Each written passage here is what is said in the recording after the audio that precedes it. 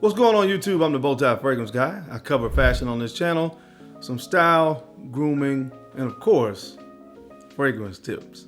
If you're into looking good and smelling great, make sure you hit subscribe. Don't forget to enable notifications by hitting the bell icon as well, so that way, anytime a new video is uploaded, you get notified. On today's video, guys, I'm going to be talking about what has been, in my opinion, the top 10 designer fragrances, or the best 10. I guess that's a better way to say it. The best 10 designer fragrances released so far this year in 2024. If you're new to this channel, and I know definitely if you've been a subscriber to this channel for a while, you know probably by now that I haven't been the biggest fan of a lot of the designer fragrance releases over the past 2 to 3 years. I felt like companies have been very lazy, not coming with any creativity, and a lot of the fragrances are starting to smell the same, and they're going up in price. And not to mention that most of them are flankers of another fragrance that don't really give anything of noteworthy to a new creation compared to some of its predecessors. So, again, I've been on record talking about, lamenting my feelings about that, but there have been some designer fragrances this year that I have felt it was, worth it to purchase it at a certain price, of course. And I just want to talk about those 10 fragrances today, and I'm going to put them in order of my favorite to my least favorite. So I'm going to run the intro and we'll come back, we'll get into it. So if you want to see, in my opinion, of course, what has been the best 10 designer fragrances released so far this year, then you know the routine. Keep it locked right here. Let's get it.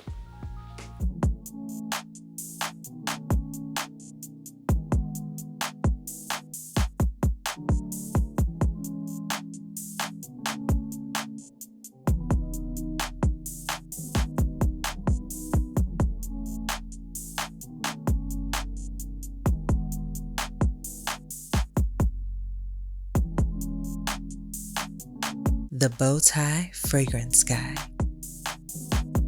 All right, guys, we're back. Thank you so much for keeping it locked in. Let's jump right into this video. A few weeks ago, some guy commented on my video and said that there's no style or fashion content on the channel. And immediately, my first thought is, must not be a subscriber, because I have a playlist on my channel that says menswear. So there's some style content there. But I do want to give you guys a style tip today. Guys, the cheat code for fall and winter is boots. I was super excited. I got this package in the mail, I don't know, maybe a week ago now, from Tom Ford. These are Chelsea boots. And in the fall and winter, Chelsea boots are the cheat code to men's style, men's fashion.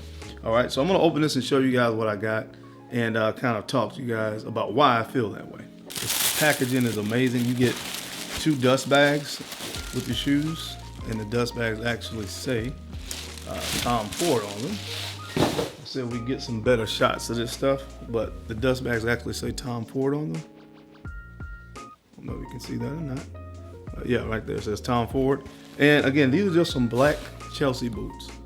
All right, and these look really good with suits, level 1, level 2 dress in the fall and winter.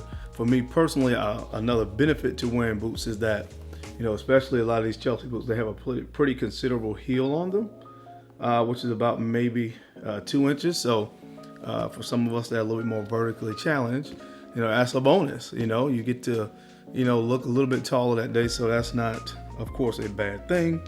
And again, they just look really slick and really sleek with suits. So I'm looking forward to wearing these this fall and winter. Obviously, it doesn't have to be this particular brand, but Chelsea boots, black and some color or of brown is good to have in your wardrobe in the fall and winter.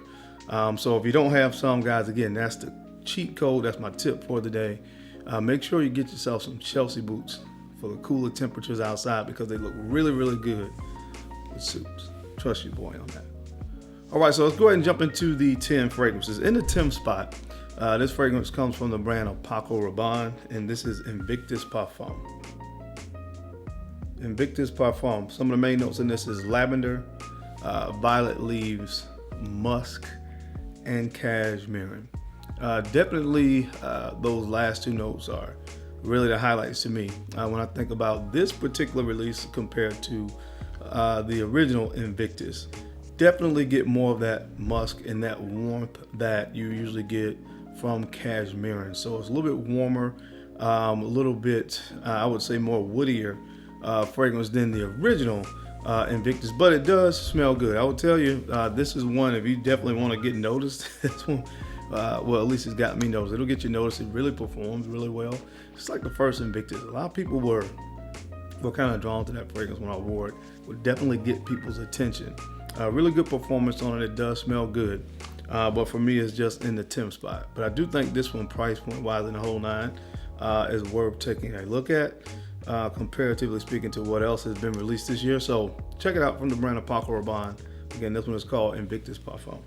All right, guys, and in the 9th spot, this is, I would say, nothing to write home about per se, but I do really enjoy the fragrance in all of its simplicity. From the brand of Polo, this is Polo 67. Polo 67, pineapple, sage, juniper berries, and vetiver are some of the main notes in this composition. And this is just really nice and clean and pleasant. Really easy to wear. I love the price point on this. I think this was just over $100. And of course, in a day and time where designer fragrances are starting to hit that $150 to $200 price point, you can find something this nice and pleasant and easy to wear at just over $100 with tax. I think it's $95 or $96, and with tax is like $104. So definitely one that, in my opinion, were one of the better releases of the year, with all things considered, from the brand of Ralph Lauren, Polo 67. All right, now coming in the 8th spot of the best designer fragrance releases so far in 2024, this is from the brand of Hugo Boss, and this is the Scent Elixir.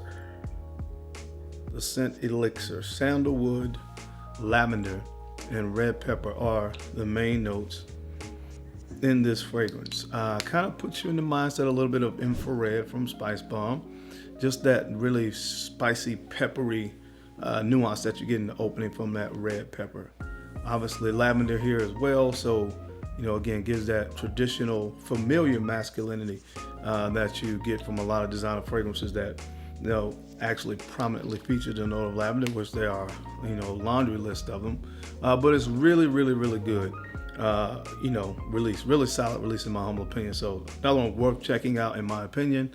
In the 8th spot, from the brand of Hugo Boss, this is the Scent Elixir. All right, guys, in the 7th spot, this fragrance comes from the brand of Giorgio Armani, and this one is Stronger With You Tobacco. Stronger With You Tobacco, cardamom, cinnamon, tobacco, and amber are the main notes, and this is just a really spicy, ambery fragrance, of course, with that hint of tobacco, and I really enjoy this one. Yeah, you get that, a lot of that cinnamon, especially cinnamon is the primary spice of all those that I talked about. That's the primary spice that you get with this. So this is going to play really well in the fall, especially the winter time with this one. Yep, cinnamon, it's a little bit sweet, so you get those nice benzoin ambery touches from it. Not soon after spraying it, because of course I just sprayed it and I'm smelling it now. Yeah, and it's a little bit smoky as well. So this is one, again, for those tobacco lovers that you'll probably really take a liking to. And it's so different from all the other designer fragrances that have been released, not following that same trend. So I really like this one. That's why it's on the list, from the brand of Giorgio Armani, the Strong With You line. This is Strong With You Tobacco. All right, next up, guys, this fragrance comes from the brand of Jean Paul Gaultier. And this is Le Beau Paradise Garden. Le Beau Paradise Garden, mint, coconut, fig, and tonka are some of the main notes in this fragrance, and I absolutely love it. Now, the only reason this is not higher on the list, because it's not a huge departure from the last Le Beau fragrance that was released. Was that Le Beau, or was it just the regular La Mer line? I can't remember. But the one that came out prior to this, now the name is escaping me right now, but it's very similar to that had that coconut vibe as well. Was it Le Beau Le Parfum? I can't remember, but it has a very similar vibe to it. So like I said, it wasn't that different from that release. So it was almost like the DNA was familiar. That's why it's not higher on the list, but I do love it. There are some subtle differences between those two fragrances, but it's really, really good. This one was a little bit harder to get. I don't know what was going on with it as far as where it was released or whatever the case may be, but if you can find it, I think it's really, really good, worth the price of admission. So check it out from the brand of Jean-Paul Gaultier, Le Beau Paradise Garden. All right, guys, next up, this fragrance comes from the brand of, going back to Giorgio Armani. This is Acquadigio Profondo Parfum. Profondo Parfum. This is mandarin oranges, patchouli, labdanum, and there is a mimosa accord that really gives the unique, that's what gives the unique presence to this fragrance that, you know, I have really come to appreciate with this particular scent. This one really caught me by surprise, honestly. I wasn't expecting a lot from it, and I don't know how I feel about that because at least Giorgio Armani, at least this particular line, although they're now starting to put out more flankers, you know, they've been pretty good at not overdoing it with the flankers and providing quality fragrances from the releases prior to this. Anything from this Acquadigio line, to me, has been really good for the most part. The Parfum, the Eau de Parfum, so forth and so on. The original Profondo, and of course, you guys know most of the others, but this one was really, really good. I really thoroughly enjoyed this one. So definitely one that I feel like, in my humble opinion, is worth checking out. From the brand of Giorgio Armani, again, this is Acquadigio Profondo Parfum. All right, guys, now coming in the fourth spot of designer fragrances released this year, this fragrance comes from the brand of Prada. And this is Prada Luna Rossa Ocean Le Parfum.